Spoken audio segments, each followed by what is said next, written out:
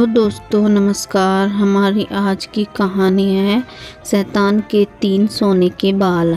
बहुत पुराने समय की बात है। एक बहुत गरीब औरत ने एक सुंदर बेटे को जन्म दिया। उस बच्चे के हाथ पर नीले रंग का एक बड़ा सा दाग था, जो पंडितों के अनुसार उसे भाग्यवान बना रहा था। उसके जन्म के समय ही उस गांव के ज्ञानी ध्यानी पंडित ने भविष्यवाणी की कि यह बच्चा 14 साल की उम्र में एक राजकुमारी से विवाह करेगा और खुद राज करेगा। एक दिन ऐसा हुआ कि एक राजा शिकार खेलते हुए रास्ता उसी गांव में आया जहां उस बालक का जन्म हुआ था। गांव वालों ने उस राजा को पहचाना नहीं था। गांव के एक बूढ़े ने बातों बातों में राजा को बताया कि कुछ दिनों पहले उनके गांव में एक ऐसा बच्चा पैदा हुआ है जो 14 साल की अवस्था में इस राज्य के राजा की लड़की से विवाह करेगा। राजा को यह बात सुनकर बहुत गुस्सा आया, क्योंकि कुछ दिन पहले उसके घर में एक बेटी का जन्म हुआ था।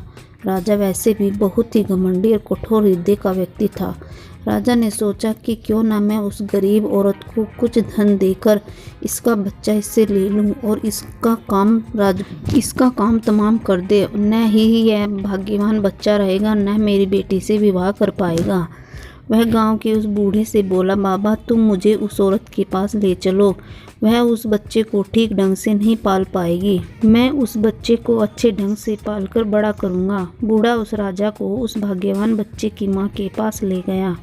राजा ने उससे अपना बच्चा देने की विनती की और बोला, तुम बहुत गरीब हो, इस बच्चे को कैसे पाल सकोगी? यह बच्चा मुझे दे दो, मैं इसे बहुत अच्छी तरह से पालूंगा। वह गरीब औरत उसे अपना बच्चा देने से इनकार करती रही। तब राजा ने उसे बहुत सा धन दिया और बोला, इस धन से तुम अपना पेट पालना, और जब यह तुम्हारा भाग्यवान बेटा बड़ा हो जाएगा तो खुद ही तुम्हारे पास आ जाएगा। गरीब माँ ने सोचा, चूँकि यह बहुत ही भाग्यशाली बच्चा है, इसलिए यह अमीर आदमी इसे लेने मेरे घर आ पहुंचा है। शायद यही ईश्वर की इच्छा है। बहुत सोच विचार के बाद उस गरीब औरत ने अपना बच्चा राजा को दे दिया। राजा ने उस बच्चे के लिए एक लकड़ी का संदूक खरीदा और उस संदूक में डालकर बहते हुए पानी में छोड़ दिया। उसने सोचा कि दम घुटने से बच्चा इस संदूक के अंदर ही मर जाएगा। वह यह सोचकर मन ही मन बहुत खुश हो रहा था कि उसने अपनी प्यारी सी बेटी को उस अनचाहे पति से बचा लिया। मारने वाले से बचाने वाला बड़ा होता है। यही बच्चे के साथ भी हुआ। वह लकड़ी का संदूक बहते बहते एक पंचक्की में जाकर अटक गया। उस पंचक्की पर काम करने वाले नौकर ने जब वह लकड़ी का बक्सा देखा तो बहुत खुश हुआ। उसने सोचा कि उस बक्से में जरूर ढेर सारा धन होगा। उसने पानी में घुसकर इस संदूक को बाहर निकाला। जब उसने संदूक को खोला तो देखा कि गंदे से कपड़े पहने एक बच्चा उसमें सो रहा था। नौकर ने सोचा कि यह बच्चा मेरे किस काम का, क्यों ना मैं इस बच्चे को पंचक्की के मालिक के पास ले जाऊं।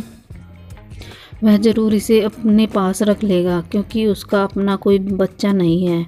ऐसा सोचकर वह नौकर उस बच्चे को अपने मालिक के पास ले गया। पंचक्की का मालिक उस बच्चे को देखकर बहुत खुश हुआ। उसने सोचा कि शायद ईश्वर ने उसकी पत्नी की प्रार्थना सुन ली और इस बच्चे को उसके पास भेज दिया। उन दोनों पति पत्नी ने बड़े प्यार और लगन से उस बच्चे को पालना शुरू किया। जैसे जैसे वह बच्चा बड़ा होता गया, उसके चेहरे पर तेज आता गया। उसे कोई भी देखता तो देखता ही रह जाता। एक दिन एक घटना ऐसी घटी जिसने उस बच्चे के जन्म के समय की भविष्यवाणी को सच्चा सिद्ध कर दिया। राजा किसी काम से उसी रास्ते से बाहर जा रहा था जिस रास्ते पर वह पंचक्की थी। रास्ते में अचानक बहुत बड़ा तूफान आ गया तो राजा को उसकी पंचक्की के पास रुकना पड़ा। राजा ने उस सुंदर से युवक को दुकान पर बैठे देखा तो उस पंचक्की के मालिक से पूछा, क्या यह तुम्हारा बेटा है?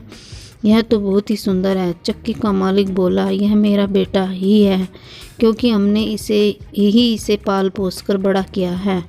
आज से करीब 14 साल पहले यह बच्चा हमें एक लकड़ी के संदूक में मिला था। राजा को पुरानी बातें एकदम ताज़ा हो गई। उसे चक्की के मालिक की बात सुनकर बहुत आश्चर्य हुआ कि वह बच्चा जिसे वह अब तक मरा हुआ समझ रहा था, अभी तक जिंदा है। उसने उस लड़के को खत्म करने की तरकीब फिर सोची। वह पंचक्की के मालिक से बोला, क्या आप इस लड़के को मेरा एक काम करने की आज्ञा दे सकते हैं? मैं रानी के पास एक पत्र भिजवाना चाहता हूँ। यह पत्र बहुत ही ज़रूरी है। मैं इस काम के लिए इसे सोने के 2 सिक्के दूंगा। लड़के ने फौरन हाँ कर दी और पंचक्की का मालिक भी उसे भेजने के लिए तैयार हो गया। राजा ने झट से अपनी रानी को एक पत्र लिखा। उसने लिखा, जैसे ही यह लड़का तुम्हारे पास मेरा यह पत्र लेकर पहुँचे, तुम इसे मरवा देना और महल से दूर दफना भी देना। यह सब कुछ मेरे वापस आने से पहले हो जाना चाहिए। इतना लिखने के बाद उसने मुहरबंद वह पत्र उस लड़के को दे दिया। लड़का उस पत्र को लेकर राजमहल की ओर चल दिया। वह आज तक अपने घर से कहीं बहुत दूर नहीं गया था, अतः राजमहल का रास्ता नहीं ढूंढ सका और जंगल में ही भटकने लगा। शाम ढल चुकी थी, तब भी अंधेरे में उसे दूर से रोशनी आती दिखाई दी। वह दौड़कर उस रोशनी की तरफ गया तो देखा कि वहाँ पर एक छोटा सा कच्चा घर था। उस घर में कोई दरवाज़ा नहीं था। जब वह उस घर में घुसा तो उसने देखा कि एक बूढ़ी औरत आग बिल्कुल अकेली बैठी है। वह औरत उस लड़के को अपने सामने देखकर डर गई।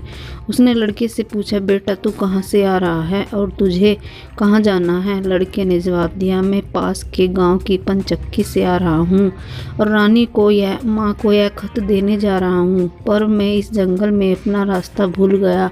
रास्ता ढूंढते ढूंढते शाम हो गई। अंधेरे में मुझे यही घर दिखाई दिया, इसलिए मैं रात गुजारने के लिए यहाँ आ गया। उस बूढ़ी औरत को उस लड़के पर बहुत दया आई, क्योंकि वह डाकुओं के ठहरने की जगह थी और वह बूढ़ी औरत उन डाकुओं की नौकरानी थी। उसे डर था कि अगर डाकुओं ने उसे देख लिया तो उसे मार डालेंगे। लड़के को यह जानकर पहले तो कुछ डर लगा कि वह डाकुओं के घर में घुस गया है, पर अंधेरे में कहीं और जाना भी आसान काम नहीं था और दिन भर चलते रहने के कारण वह बहुत थक चुका था, सो उसे बहुत जोरों की नींद आ रही थी। वह उस बुढ़िया के कहने पर घर के एक कोने में चुपचाप जमीन पर सो गया। आधी रात के बाद जब डाकू उस घर में आए तो किसी और को अपने घर में सोता देखकर अपनी नौकरानी पर बहुत गुस्सा करने लगे। बूढ़ी नौकरानी ने उन्हें क्या कहा कि उन्होंने उस बच्चे को छोड़ दिया। दोस्तों, इसका नेक्स्ट भाग 2 नेक्स्ट वीडियो में आएगा, तब देखते रहिए। तब तक के लिए नमस्कार। वीडियो पसंद आए लाइक शेयर और सब्सक्राइब ज़रूर करें।